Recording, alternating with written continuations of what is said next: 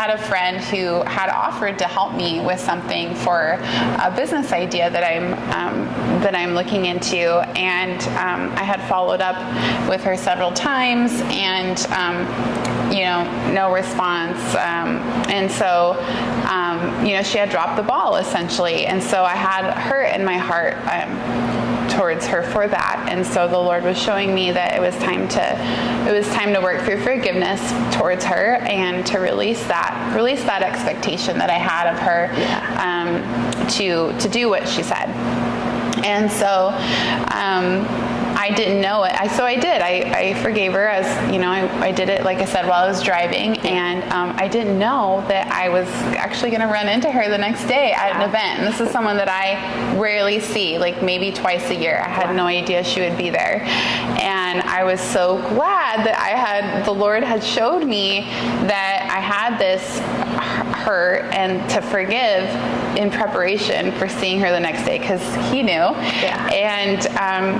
And so when she saw me, she was so excited to see me, which is like, "Oh, Bridget, can I sit with you?" And I was really just taken back, because I was like, "Oh, yeah."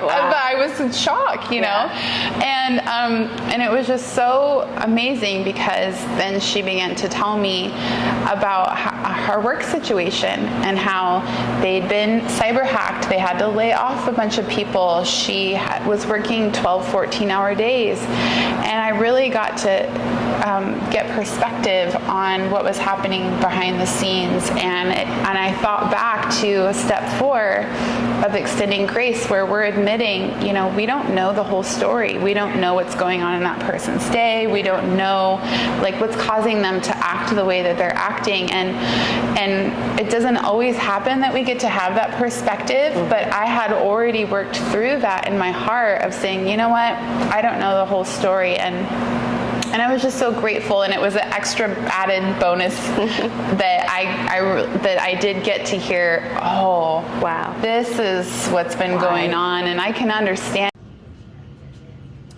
Me listening to the video that I made last year, and just used a phone recorder, and not a lot of equipments there, but it was fun.